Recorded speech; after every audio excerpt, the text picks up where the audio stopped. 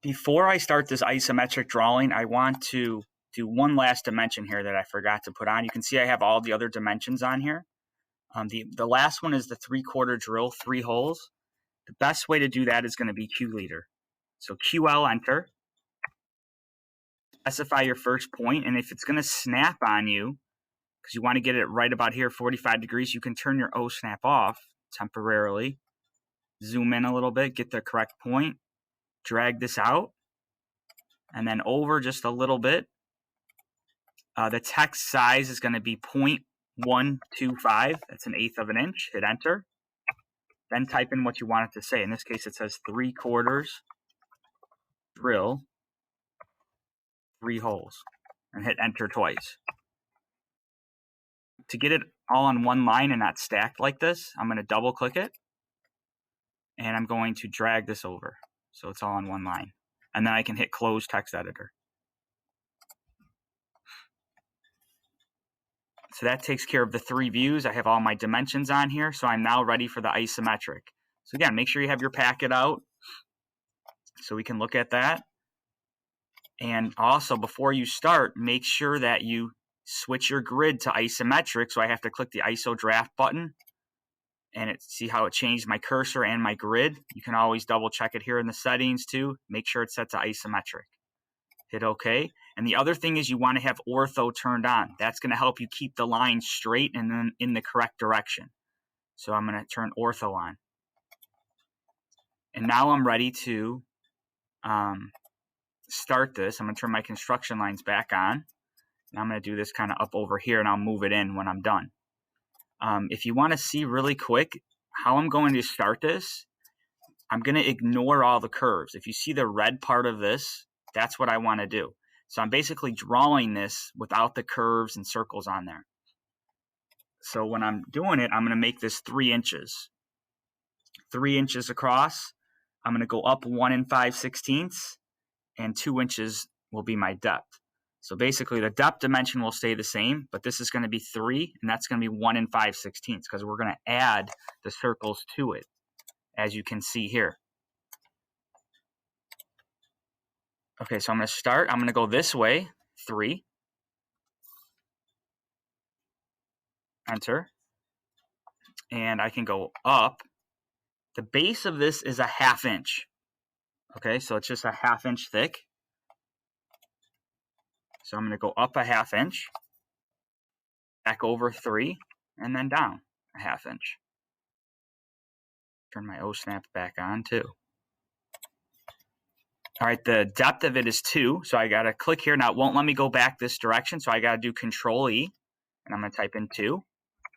I can go back 3 this way, 2, and I have to finish this part here. I'm going to go 2 inches this way and a 1/2 inch up. So that's like the flat part of the bottom of it. Now I got to get this part that's sticking up. And again, the size of that is going to be 1 5/16 up. So that's 1.3125. So what I'm going to do is I'm going to go from the midpoint here because I know I'm right at the middle, and I'm going from the bottom because, again, that 1 5/16 dimension is from the bottom of the part. All right, so I'm going to draw a line straight up. Now I got to do a Control E, and I'm going to go 1.3125. That's 1 5/16. Now again, that's at the middle. The thickness of this is 3/4 or 0.75. So what I could do is, well, half of that is 3/8 or 0.375. So I can go like this way, 0.375, and then this way, let's see, it would be 0.375. So I went 3/8 in each direction, and to dimension it, whenever you're in isometric, if you want to check a dimension, you're going to use aligned. So I'm going to use my aligned dimension, and I'm going to go from here to here, and good, I'm at 0.75. Now I can do a Control E. I'll go back down 1.3125, and I'll go from here, I'll go down 1.3125.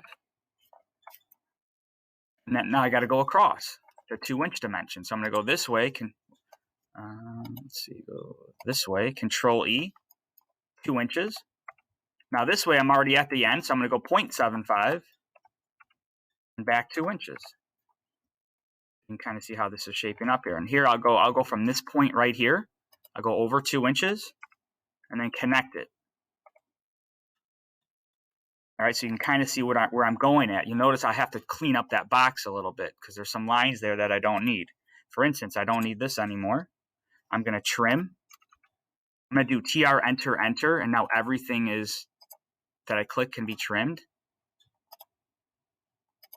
So that's what you want it to look like. All right, for the next part, we're going to use a tool called Ellipse. When we did the 3 views, we used our circle tool, a diameter circle and a radius circle. The circle tool does not work in isometric. It won't work, so do not use the circle tool. The tool you're going to use is called Ellipse, and you have to just type that one in. The easiest way to get it is EL. So you're going to type in EL for the ellipse, and you're going to hit enter. So again, use the Ellipse tool for any isometric drawing that has circles or curves in it. Okay, so and actually I'm going to switch my layer here now too to visible really quick. So I'm going to type in EL and I'm going to hit enter. First thing you got to do is specify the type of ellipse, and it's going to give you 3 options: arc, center, or ISO circle. We want the ISO circle. So either click ISO circle or you can do I enter.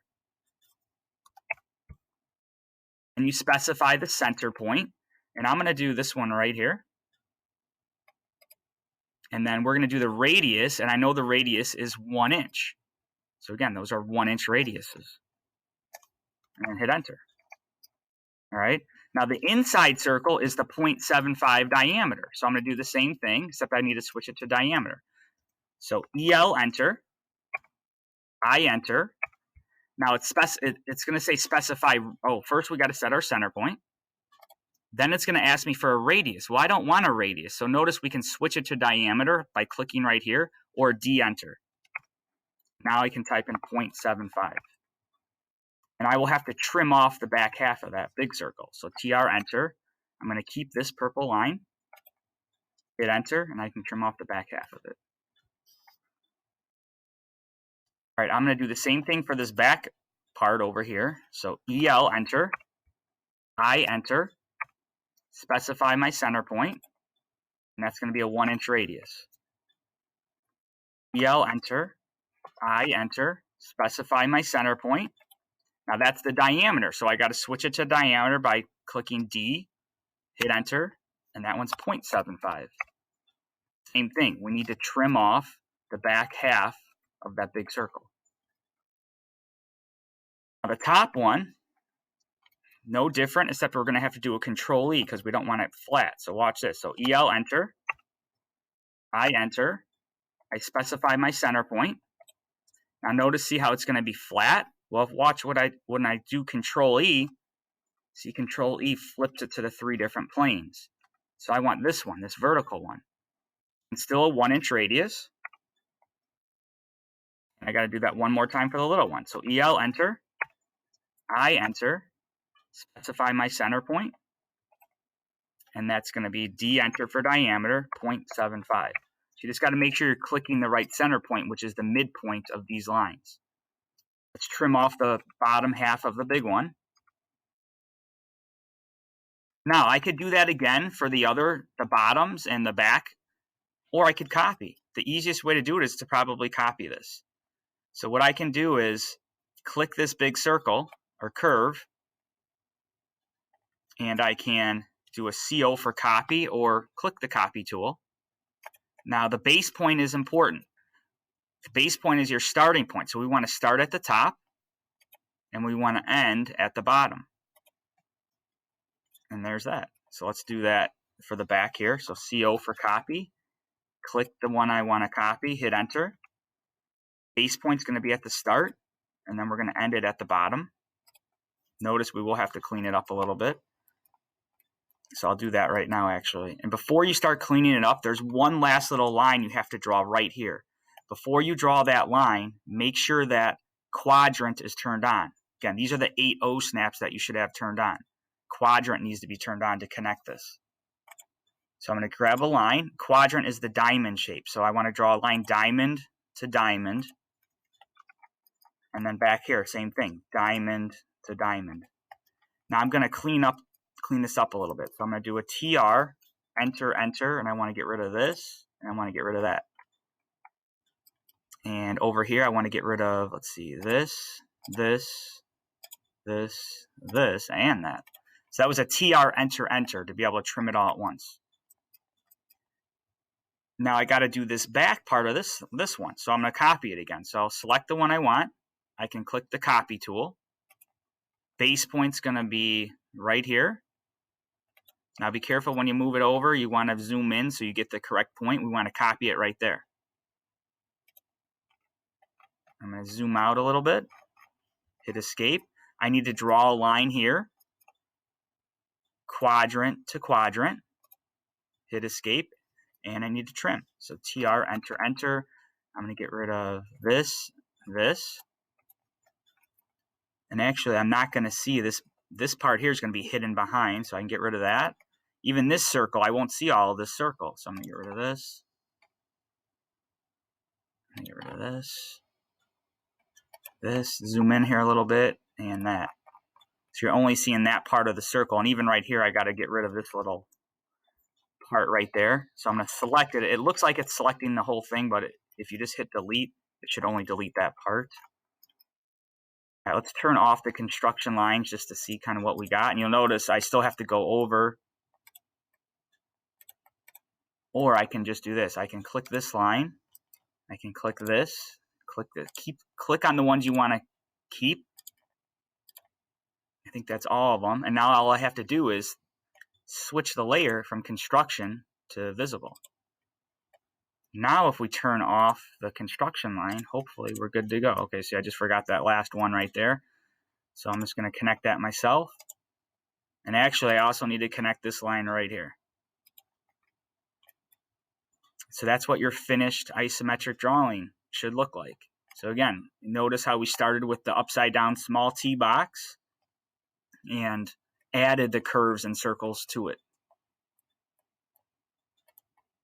When you're done with this, I would select it, move it closer into your part.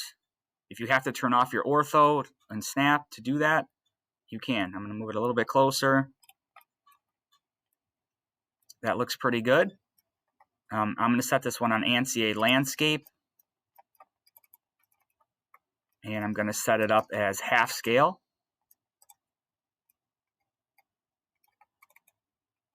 Fill in my title block.